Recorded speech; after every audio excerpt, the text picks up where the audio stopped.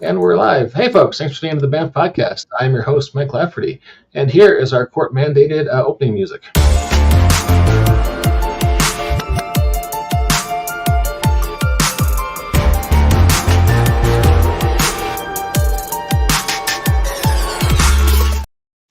I apologize, folks.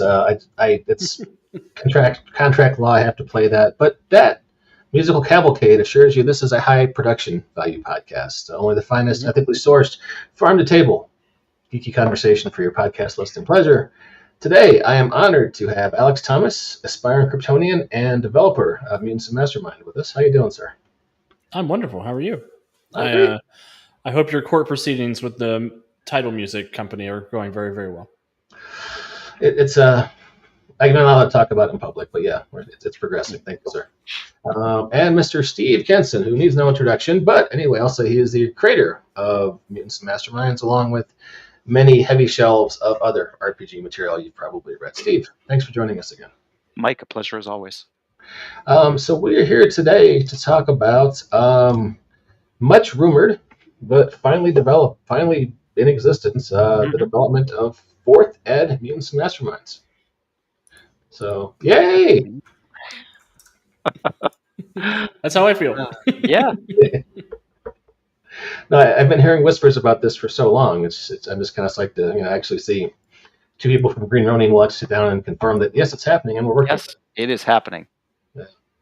And maybe we should frame the conversation around where are we in development, what's happening, when can we expect to release, so we'll have some kind of a framework for what's a reasonable question and what's not going forward. Sure. So, hey, Devious. Hey, Devious. So, right now, we are leading up to the release of what we are calling the Origin Edition Playtest version of 4th Edition, which is going to release publicly the week of Gen Con, and is going to be available in both PDF and a limited print run that's going to be sold on the Green Ronin online store, as well as at Gen Con itself. Now, correct me if I'm wrong, but Gen Con is 1 week from now? Yep. Okay, so this is, if people want to see the playtest, they need to go to the Green Ronin booth at Gen Con. Yep, they can come see us at Gen Con. They can visit greenronin.com the week of Gen Con. The plan is for simultaneous release, so folks who are there in person can come and check out the Origin Edition, or folks can go to the website and check it out. Yeah, and if they want to play it for the first time, I'll be running my 4 Gen Con events as 4th Edition events. Yep. That is pretty awesome. All right, so Playtest Edition is out. We're calling that an alpha release, a beta release? The Playtest Edition is a beta release.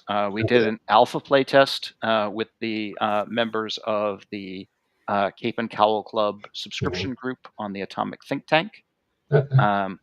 And that led to this beta draft that is currently being released for a bigger public playtest.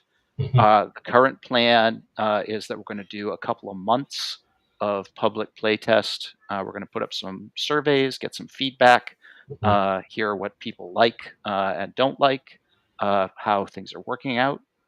And then we're going to, in the mid-fall, probably in October, go back and do our revisions and added development, heading towards a more of a final draft.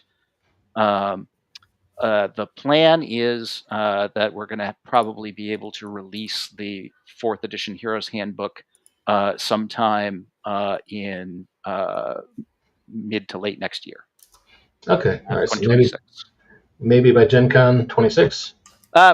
Possibly by that point. I hope so. I think that would be a great release opportunity, but it might be a little later in the year. It depends on a whole massive amount of things. All right, cool. Yes, I'm Troy. Here he is. Hey, Troy. Troy is the Green Ronin PR guy who helped set this up. So thank you very much, sir. Yes. So I've been talking to people because that's what I do. I'm a people person. Indeed. Kicking it with the kids down at the mall, hanging out in the arcade. And what they're asking me is, what's changing in fourth ed? What's going to be in there? And I don't know. So I've been lying mainly, and I was hoping you guys could maybe give me some idea what's actually happening. What's changing is always such a challenging question, because I, obviously haven't been keeping a running tally of everything as the draft has been developed, and a conversion document of some kind that talks about moving from third to fourth is one of those projects I'd like to only do once, um, rather than multiple times over successive drafts, because obviously the current fourth edition draft has changed multiple times, including after our first round of playtest. So I'd like to get to a final version of that and then produce here is how to move your third edition stuff to fourth edition.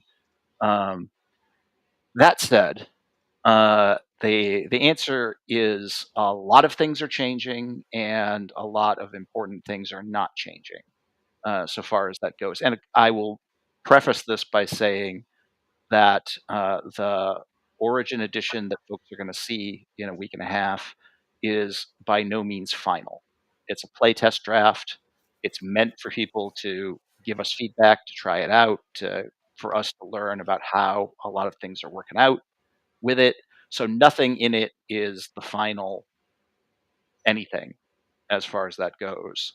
It's the direction that development is going in now, and it's based on what initial feedback we have gotten, but it's not a done deal yet. So if somebody wants to make a vigorous case for their particular thing, they're going to get a chance to do it. That's what the public playtest is for, so far as that goes. In terms of things I can talk about off the top of my head that have changed, a lot of it is about presentation and language, and trying to make a lot of the things from third edition more streamlined, more consistent, um, to work out some of the things that we know are known issues over the years. Third edition has been out since 2011. Yeah. It has got a lot of miles under the hood. We have gotten a ton of feedback. Alex has run countless hours of that edition. So we have gotten a lot of feedback. We have a lot of things ranging, from just minor tweaks to like we should, take a second look at this kind of things. And I have done a lot of, sort of optional rules over the years and tinkering with the rules and playing around with, hey, how about this kind of things. And so we've looked at a lot of that as well. Right now, I think that the Origin edition, in terms of certainly in terms of its core engine, does not look all that different from third edition. It's still roll a d20 plus some modifiers versus a difficulty class. It's all ranks and measures for people who are familiar with that. The ranks and measures table has been tweaked a little bit. There was one adjustment of the distance rank that allowed us to realign a bunch of things in a way I think works really well. And a bunch. There's new advantages, and we've refined some skills. We have added a reaction option in characters' actions during a turn, which has opened up an interesting design space in terms of advantages and powers and things characters can do during a round. And a bunch, and of course, just like pretty much rewriting a whole ton of powers and power effects. And again, many of them are being mostly rewritten for clarity as much as possible in organization. A few are getting tweaks and modifications to be more streamlined and efficient overall, and we're trying to provide more what we're currently calling example configurations of powers. So a lot of power effects come with a bunch of pre-generated powers that are just like affliction is the classic example, because you can do a whole ton of things with affliction. So affliction has a whole list of here's a bunch of pre-gen afflictions that you can use right out of the package as shorthand without going into a whole ton of detail about every affliction power. Alex, am I overlooking any other big changes? I suppose we can talk a little bit about damage if folks want to. Yeah, there's the impress action that we're adding in, which is it's a way of using your character's force of presence and personality to impact combat or impact social scenes as you enter them, so that you have ways to sort of coerce or persuade a reaction from certain characters. And another really cool thing that Steve's added are menace villains, which are like the way opposite of minions. Yeah, I like the menace option is definitely something that plays off of reactions amongst other things, and provides particularly solo villains some more options to make them more effective against a group of characters, which is kind of fun. Cool. I do have a question I accidentally shared a second ago from Jack of the Cosmos on Reddit. He's asking, it seems like the 4th edition is taking some inspiration from the Super Team supplement. Will team roles be part of the core book, and will pre-generated characters more explicitly lean into these roles? I don't know that the archetypes are going to necessarily be built towards team roles, but I think that we might talk about team roles more in the Hero's Handbook. Ken, I can tell you, Impervious Toughness is more expensive. There you go. All right. Yep. And it's easier to understand for people who have trouble with it.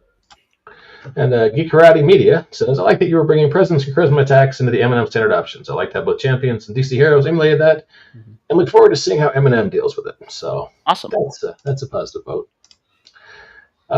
Let's see. I had some questions from Facebook, but they're basically, what will the updates be about? And it sounds like they're about a bunch of things that's still in flux. So we're kind of answering that in the conversation.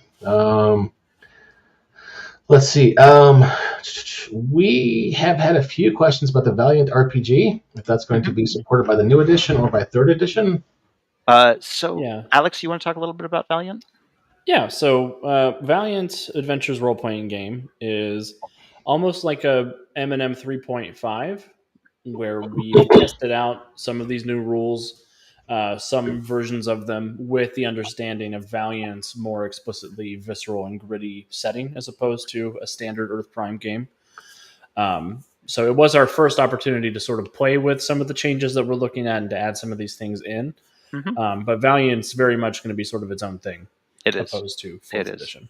To use an example, the expanded damage rules in Valiant are very much about Valiant's much more lethal and much more potentially hazardous sort of combat in general. And 4th edition M&M has a much simpler base damage system that does not involve as much lethal damage stuff. We will probably provide a lethal damage option, because there's going to be some optional rules in the Masterminds manual for GMs.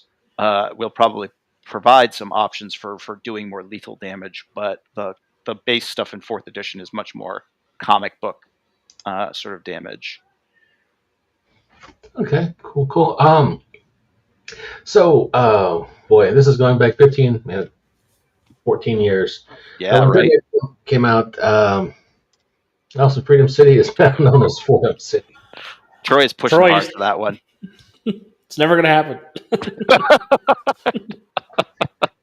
So, 3rd Ed happened. And there were a bunch of guys who were hardcore into 2nd Ed who said, I'm taking my ball and going to go play in my own yard instead.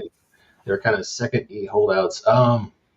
Is 4th Ed going to be the edition that brings everybody home, that unifies the fan base? I certainly, I hope so. I mean, I at the very least hope that folks who enjoyed previous editions of M&M, whether it was third or second or even first, will at least check out the Origin edition.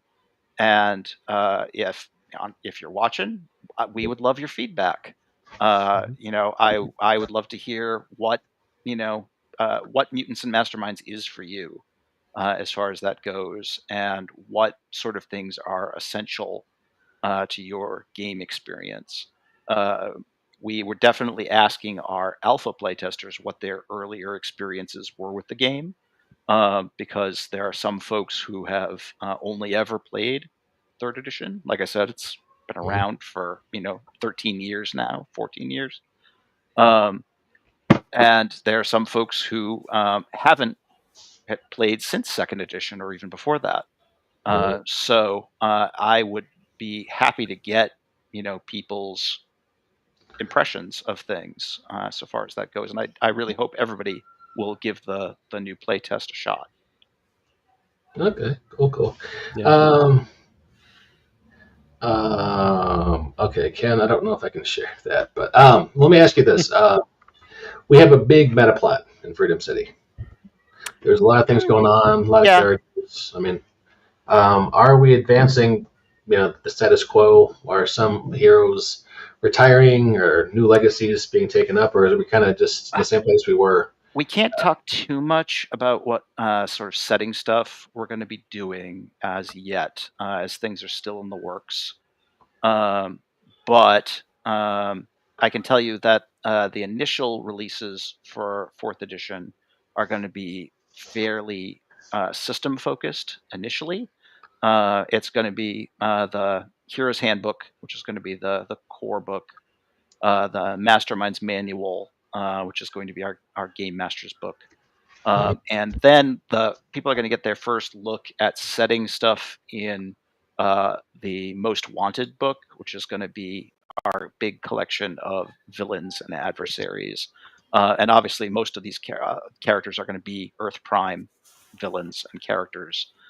So folks are going to get a look at their, current status, background, all of that sort of stuff, before we get too much into the actual setting and the like. So you are confirming Centurion is coming back? No, Centurion is not coming back. All right, just check that. I can tell you. All right. Todd DeWitt asks, when is Valiant coming out? And I haven't seen an announcement. So Alex, Alex, you want to talk about Valiant's status? Yeah, I've got good news about Valiant. I received Worlds of Valiant back from the copy editor 2 days ago, which means I'm going to do my developer pass and improve the comments, and then it'll be off to layout. And it's really out of our hands at this point. It'll be production's going to make the book all pretty. We'll do the art selection for things, and then it'll be good to go. I can't say exactly when it's going to be out, but yeah, we are very close to it being out. Okay. Yeah. Davis Hart says, I really appreciate the work they did on skill challenges and explaining them better. Cool. Yeah, we have a whole sort of, one of the things about 4th edition is trying to sort of unify things, that we often did somewhat ad hoc in previous editions. And so we do have a whole section on what we're calling check sequences, which is basically any sort of long, series of checks that characters are going to do to overcome a particular challenge or to deal with a particular situation, and we apply them to challenges, to interactions, and to investigations. And there's a lot of examples of all of those. So far as it goes, my favorite ones at the moment is the monologuing challenge for interactions, where heroes can get villains to tell them their plans. That is pretty cool. That's a genre emulative. I like that. Yeah. So, well, cool. What's adventure support looking like, or is that way too early of a question to ask? Well, no, it's not actually. Yeah, weirdly. Yeah, so in the near future, we're going to be releasing a series of 3E adventures called Event Horizon. which is the follow-up to Emerald City Nights, which launched way back at the beginning of 3rd edition. And this is intended to be sort of a big epic campaign that you can, if you want to, blow up your 3E universe and then restart in 4th edition. Mm-hmm. And then looking into 4th edition, we're going to start by converting some of our big 3rd edition adventures into 4th edition, so you have stuff pretty much right away to play with. Mm-hmm. And we have a story arc in the works to be 4th edition's first adventure. Yeah, we're definitely going to be continuing the Astonishing Adventures line for M&M, which has been great at providing adventure support and basically continuing to do short PDF adventures.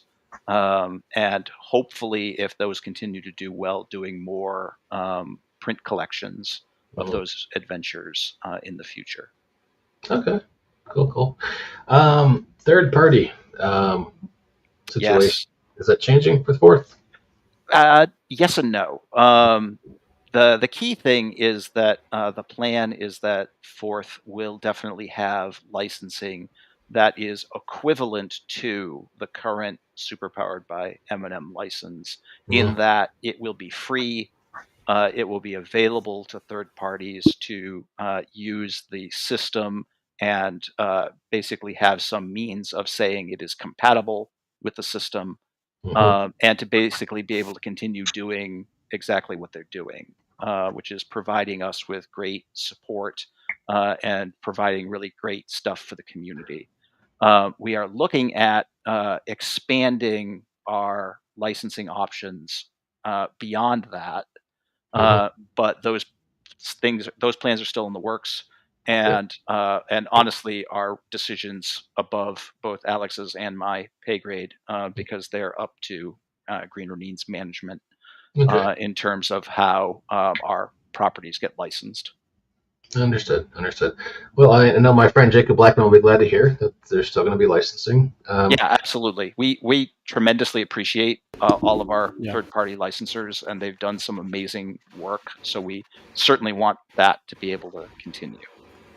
So the rumor I've heard about you have to win a staring contest with Chris Primus to be a licensee for Mutants and Masterminds sport, that is not true, right? That is not in fact true. Okay, that would be a tough challenge. I was going to say that would be too high of a bar to clear. So maybe a therm wrestling match. But all right, cool. So that's good to know. So our friends LPJ and Superpowered Legends can continue. Indeed. This is all good news. I have worked through all the questions I have from Facebook and Reddit. Wow. If there's anyone with a question, please jump in. Steve and Alex, are there things you want the community to know? I mean, the highlights kind of right now are, in the next week, look at greenronin.com. You can download the PDF. And if you go to the Green Ronin booth, where you can see Alex and presumably Steve, you can pick up a limited edition hard copy of the Origin playtest rules. So available 2 different places. Beyond that, things are in flux or developing as playtests do. Anything else we want the community to know about Mutants and Masterminds 4th Ed? Well, I think the key thing, and I appreciate all the interest that everybody has shown in the new edition and in the playtest, which is great. That's exactly what we're hoping for. Is I would ask folks to take the opportunity when you do get a chance to get your excited hands on the Origin edition, to take a little time to read and digest it. I know that there will be initial reactions and there will be initial responses to things, and that's only to be expected. But do take the opportunity to actually read it before you react, and to ideally, obviously, to bring it to your game table and to play it. The best play tests are actual, rubber meets the road, getting the dice out and playing the game. That's where we get our very best information from, and where we learn the most as far as how things actually work at the game table. You get playtest feedback from people who haven't actually rolled dice with the rules? Oh, we've often gotten playtest feedback from people who have prefaced their comments with, "I haven't played it, but..." interesting. Okay. Hey, we have 2 comments that have just shown up. Dominique Summer, who runs the World of Supers RPG Facebook group. Dom, friend of the show. What are some of the changes you want to highlight compared to the 3rd edition? Oh gosh, like Alex was saying, there's so many little things to note as far as that goes. Yeah. I am happy with how the impress action works overall as a group. I really want to see it in action in more games to get a sense that it's doing all of the things that I want it to, that I feel like it will do, so far as that goes. I am overall pretty happy with the way we've made a slight adjustment to damage in the playtest edition, so that the damage DCs go down by 5, which conveniently makes them DC 10 plus rank, the same as literally everything else in the game. But the effect of damage is such that hits, which are the basic damage condition, is something that happens uh, normally regardless of the result of your damage resistance check. That is to say, if you succeed, you still take a hit, which is the minimum level. But hits don't do anything except, make your damage resistance more difficult in the future, unless you have what are called hardened or better toughness in 4th edition, which means if you get an added degree of success on your toughness resistance check, you don't take any damage. You don't even take a hit. So you have a slight differential between sort of soft and hard targets. And you're not going to run into instances of normal people who don't have hardened defenses being able to shrug off damage, and certainly not being able to do it forever, as far as that goes. There's been some action in the comments I want to acknowledge. Christian Linke asked, will the original playtest hardcover be available outside Gen Con? Yes, Yeah, absolutely. This is one of the hardest things. When people hear that we're releasing something at Gen Con, their immediate concern is, but I'm not going to Gen Con. Do not fear. The Origin Edition limited print run will be on sale on the Green Renine online store. So folks who can go there, same thing, first day of Gen Con, and order it there and have it shipped to them. Likewise, of course, the PDF will be available everywhere. So 731 on Drive Thru RPG and Green Renine online store. Yep. You can check all that out. Mr. Devious Hearts says reaction actions are definitely making the action economy very interesting. Yeah, I find they do too. It's been an interesting thing to play around with, design-wise. I have a question from Kelm Filchek. It says in 3rd edition, you can basically attack someone's mind or body. Any spiritual attacks coming? Well, that depends on how you differentiate spirit from mind in game mechanical terms. Certainly, there are effects that can target different resistances. We really haven't made a differential, unlike some systems, in terms of whether a character's will resistance represents their mind, their spirit, or both. So I guess, as far as that goes, spiritual attacks are largely descriptors for types of attacks that affect will resistance, generally speaking. Well, will there be emotional damage in 4th Ed? I'm sorry, what? Will there be emotional damage in 4th Ed? Only if I'm running the game. I think there's going to be a lot of emotional damage, but I think it's going to be mostly on my part. So okay. Dom has another comment question. Dom says, when will be posting playthroughs online once the game is released? I know several people who need to see games played before they can grasp gameplay. Well, I just got a question today from someone as to whether or not they could, do 4th edition actual plays, and the answer is yes. Once the playtest edition is out publicly, there's no limits on whether or not if somebody wants to stream their playtest game or do an actual play with the playtest edition, they absolutely can do that. Yeah, Well, I'll probably post a couple things over on the Untold Stories project around the time to release for people who are looking for stuff right away to read.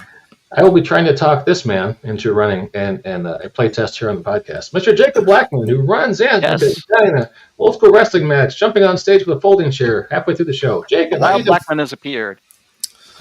I thought this was at 9 on my time. Apparently, she got 9 my time. I hate time Readings zones. from the past. I hate time zones time are terrible. zones. I hate time zones. Troy has a question. What is Steve and Alex's favorite Monday program? I think you guys are both going to say football, right? I'm trying to think of something funny to say Right. other than I give that impression, right? Yeah. I think he's probably fishing for Mutants and Masterminds Monday, right? Mm-hmm. Well, I do believe, which folks can catch every week, or nearly so, at 3 p.m. Pacific, where Alex and I talk about the Mutants and Masterminds topic of the week. And we have a question from Square Peg Mix Games. Will the Mutants and Masterminds trademark license still require use of the OGL with 4E M&M?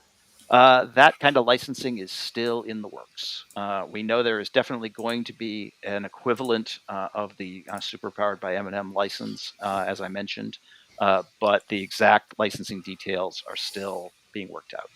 Okay. They will most definitely be done before the 4th edition Heroes Handbook releases next year. And Claude, who goes by Curly Insane Guy, suggests financial attacks.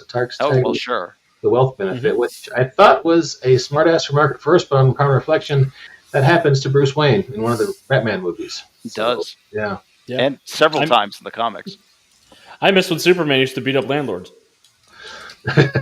Right. Maybe those days will come back, we can hope. All right, so Troy, thank you for answering questions in the comments. I appreciate that, buddy. I'll buy you a beer if we're ever in the same geographical location. Ken says emotional damage. He got my joke from a few minutes ago. All right. Right.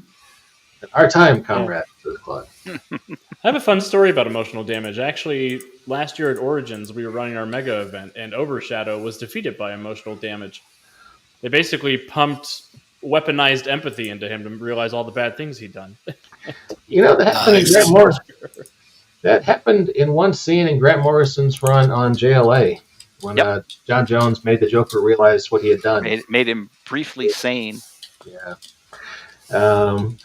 Hurley Insane Guy, listen to that instead of Claude, sorry, as his favorite enemy landlords is so valid. I can't dispute. And Troy says, sorry, Square Peg, I confused you for devious. I was absolutely not calling you devious.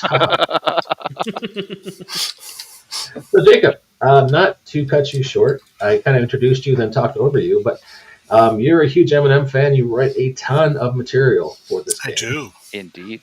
Under the Rogue Genius game banner. So do you have questions or comments for Steve or Alex? I'm not sure if this was touched on, considering I have already missed the first half of the show. But during your Momamu show, you had mentioned you were going to try to get copies out to the third-party content creators, such as myself and Mike. Mm-hmm. Or are those just going to be the PDFs, or are you actually going to try to send out the physical copies to us? That is an excellent question that you should run past Troy. Fair enough. Hey, Troy, that goes. wherever your disembodied voice may be. We definitely would like to ensure, at the very least, that the third-party folks have access to the PDF so they know what's in the works. Excellent. Yeah, if you ask Troy, he can get me to come to your house and run a game. That's what he'll tell you. Yes, that's true. Troy is happy to offer our services in that regard. Alex, I want to run a game on this podcast. I won't put you on the spot, but boy, that would be fun. I'd be happy to. I'm always happy to run M&M. With the four of us, honestly, if any one of us decided to run, it would be a good time. Yeah, because I have game ideas. I'm sure you all have game ideas. So yeah. I'm looking to do more of a cozy game. I want to have, maybe some of the Green Lanterns retire and run a nice baked goods place in orbit around Venus. Actually, that wouldn't be bad. I don't know. As I get older, working on the perfect setting for that. Really? with our Pinewood project. We're doing a developer workshop over at the Cape and Child Club where people were helping me design a small town in Ohio with weird things that happen. Yeah. I find that I prefer lower stakes games. I mean, not no stakes games, but Mhm. Mm-hmm. a little bit less than Save the Universe was more appealing the older I get. So, Troy is responding. The suspense is killing me. Here we go. This is What do I say? I say lobby for Fordham City. Question. Yes. We can Steam. Okay. We were asking if we were going to see books for third-party licensees, but yes, streaming is good too. Yep. Wait, it says you can Steam, not you can stream. Right. I mean, you can't stop him from steaming. He has a rice cooker in his kitchen store. He didn't even no say in that decision, sir. Sorry, I did a little bit too much Cabernet. Forgive me. Typing as fast as his thumbs will allow, I'm sure. Yeah, understood. I'm not going to ask about DC Adventures because I suspect the details of that license are arcane and Byzantine, and it would be illogical for me to say, "Hey, are you going to convert DC Adventures?" Because that's just silly. We can't because we don't have the license anymore, and haven't for many years. I would love to if we were allowed to. Because I missed development of DC Adventures. This was the first edition, other than the Valiant stuff, that I've been a part of, helping design and work on behind the scenes. And Ken Filchek says, "Are you guys bigger Marvel or DC fans? Do you think about these types of characters while you write?" Steve and Alex, that is to you. Yeah, Alex, you first. I'm a huge DC fan. I love Marvel. I don't like to pick favorite superheroes, but if I had to remove one universe, if I had to keep one superhero universe, it would be the DC universe. I just love the larger-than-life characters, the sort of modern mythology elements of how the universe works, and they've got Superman, and nobody else does. So that's where I got to go. Fair. I like both. I mean, whether I like one more or the other depends on any given week. What comic I read last. But of course, they are the ever-present archetypal examples. Any superhero RPG worthy of its rule book should be able to emulate both. At some point, if you can't do the major archetypal superheroes, then your game is either flawed or is intended to be doing something else. I agree. That is fair. I know you weren't asking me, Ken, but if I had to choose, like Steve, it kind of floats. It depends on who's writing, for which company, which time. If Grant Morrison's writing JLA, I'm going to drop Marvel books and go over there. If Mark Waid is writing, Mark Waid's also at DC usually. So I was going to say, he's actually writing JLA right now. So Mark Waid's writing JLA? Okay, I'm out of the loop. The last book I read was, oh boy, I'm embarrassed to say this. JLA versus Godzilla versus Kong. Oh, well, sure.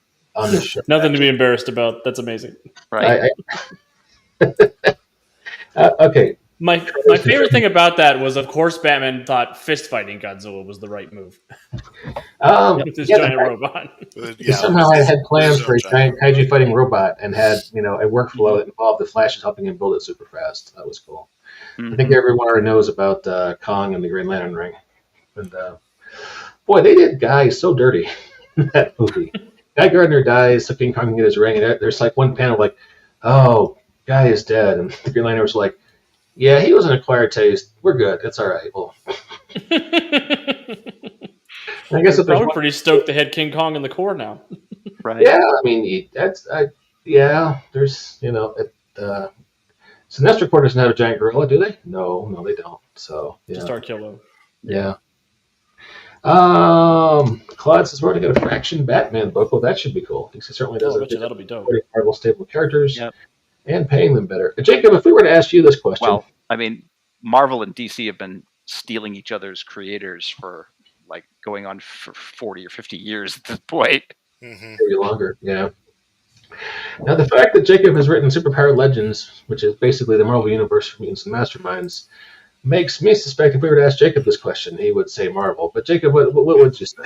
You'd be wrong. I like Steve, am a fan of both universes. I believe they both have their strengths. They both have their place. I like DC for the over the top superheroes and the supreme examples that the original characters have shown, and I like Marvel for its down real world feel. See, I like Marvel Cosmic the best, but they don't hardly ever get Marvel Cosmic the way I like it. Basically, I want Dan Abnett working for the company full time, and he just says, to heck with all you want the Warhammer stuff. I'm just going to write, more Nova Corps stuff, but alas. And Jacob, there you have it. A copy in your hands. So I sense the slight there, Troy, but I'm not too hard. It's okay because Jacob produces a lot more than I do. Steve says the postage on us is ridiculous. I imagine it is. Troy says that he's going to ship us directly to people's homes. So. Yeah. Mm-hmm. Well, you could hang out with those poor Amazon guys who keep company. They don't look happy. The guys in the trucks. I'm just saying. I see a lot of them. Anyway. Claude says, not a question, but I really love the timeline of Superpowered Legends. Fun, comic booky, and a great attention to detail. Indeed. Thank you. For folks who haven't seen it, Superpowered Legends, which just completed a successful crowdfunder for Volume 2, is a terrific example of why we love the Superpowered by M&M license so much, and allowing folks who are as creative as Jacob to create stuff is just such a great opportunity. Folks should check it out. Yeah. Especially the Super Pet stuff, even though I really wanted to write a Super Pets book. Yes. Yeah, even though folks like Jacob often, scoop us and do stuff because we can't get around to it. I have to admit we did scoop you on that because I was listening to Mumamu when Crystal was on it, and she was mentioning, someone was commenting, are you ever going to do like a Super Pets book? And she was like, I would love to do a Super Pets book. And Mike just, hey, let's do a Super Pets book. It's like, I'm on it. Well, the book we're referencing, gentle viewer, gentle listener, is Small Sidekicks, which is spelled SMOL, because we are cool. We are down with the youth. We can use a great title. Right. That title was given to us by Alice Peng. Oh, I forgot. Yes, herself a small sidekick, actually, as I recall.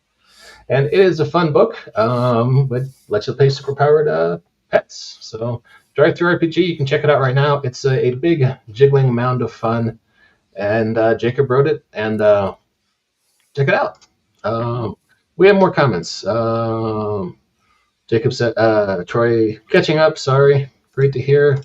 I need this book now. Yes, you do, and you can buy it. Very soon. Right now. In fact, well, if it's Small Sidekicks, it's out there. If it's the Origin playtest, you got to wait. That's that. You're gonna have to wait for a week and a half. But yeah. If M&M didn't exist, what would you play? I'm guessing the answer is Icons, but I was going to say any of the dozens of other RPGs I have. Yeah, there are a ton of good superhero RPGs out there, and a lot of them are excellent. It just happens to be that Mutants and Masterminds is my personal flavor, but I am never adverse to playing other RPGs. Just it's like I'm not a D&D purist. I've played multiple editions of D&D, and I love them all. And so superheroes, I am down to just play superheroes. I don't care what game system you're running on. That's about where I'm at. I'd play modern age powers. We had Michael Serberg on last night talking about his new release, Old School Enemies for Champions. Oh, sweet!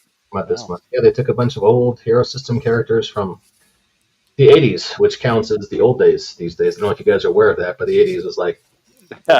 Yeah. Ask Alex when he was born. Hey, Alex. I was born in 1991. I missed the whole decade. Oh. I was a freshman when you were born. Wow. I was a freshman in college when he was born. But yeah, they've taken a bunch of old Hero System Champions characters, giving them new art, and writing them up for the 6th edition of Yeah, that sounds great. Yeah, had a good time. Mike is an interesting fellow. He's a legend in the Hero System world. So, yeah, I was playing Mutants and Masterminds my freshman year of college. Not the 3rd edition. I was playing 3rd edition M&M. Yes. Sorry, Steve. But the immortality is working really well for you, I see. Doing my best.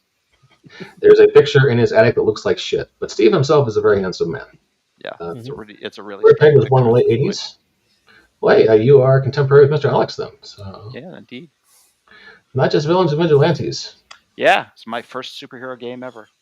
What is the name for villains and vigilantes these days? Did they It's re-release it? still Villains and Vigilantes, in fact. I thought Jeff Tate put it out with a different name, Mighty Crusaders. It's like Mighty Yeah. Protectors, I believe. They did do an edition called Mighty Protectors, but there is also a current Villains and Vigilantes edition, which I think is the 3rd edition, if I'm Okay. remembering correctly.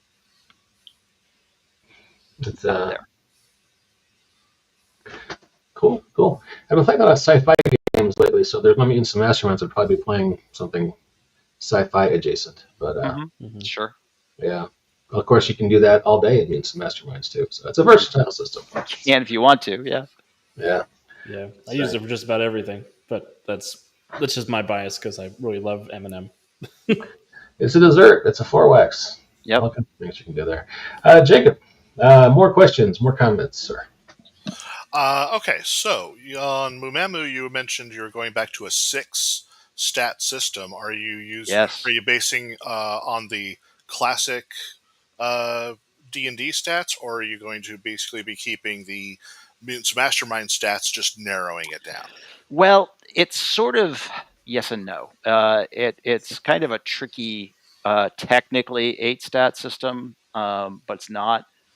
So the core abilities are going to be, or I should say, are in the Origin Edition, are strength, agility, stamina, intellect, awareness, and presence. Those are the things everybody's got. There are also attack and defense abilities, which are just called attack and defense. And the key difference is that everyone is presumed to have the first 6, and not everyone is presumed to have the other 2. So the average bystander has attack and defense 0 Right. because they're not trained in fighting Mhm. so far as that goes. Whereas player characters who are superheroes and most of the villains and all of that sort of thing will have obviously attack and defense scores that are more commensurate with their power level. The attack and defense abilities are intentionally broad and cover everything. But there are refined versions of them through advantages and skills. So characters can have the closer ranged attack advantage that makes them better at one or the other, or the close combat or ranged combat skills that make them better at one or the other in more specific areas.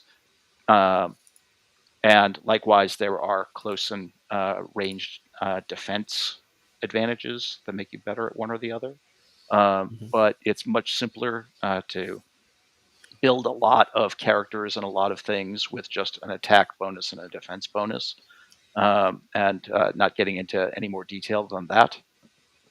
So it depends on just how detailed or particular you want to be about it, but it does avoid the oddity of having to put attack and defense on the same scale as everything else.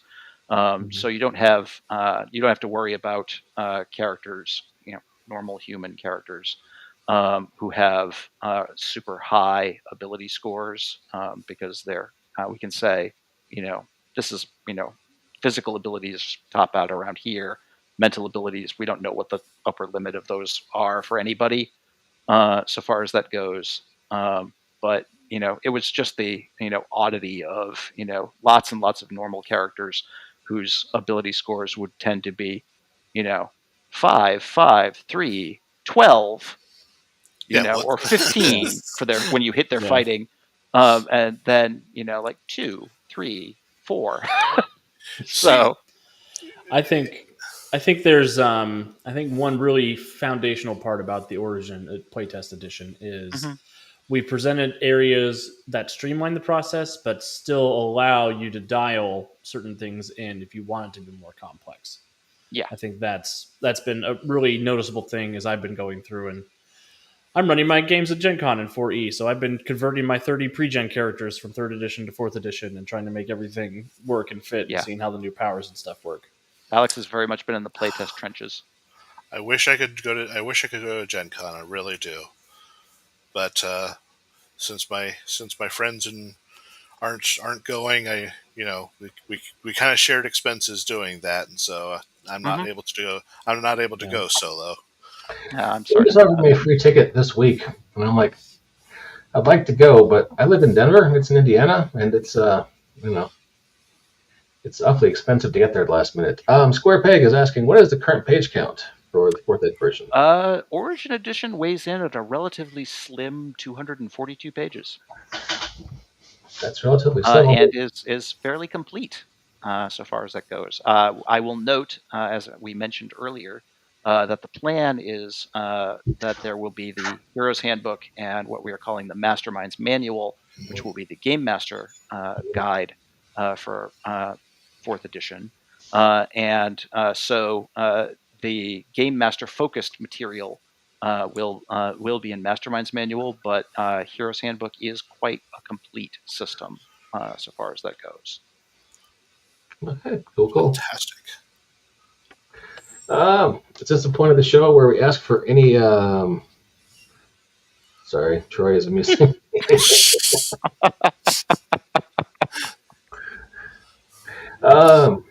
Anyone else have any questions? Jacob, do you have any questions? To satisfy Stan and his question, would we be able to create Gravy Squatch? That's a plant, first of all. Wait, what? What are you talking about? Stan is on the take from Big Gravy, i.e. Troy.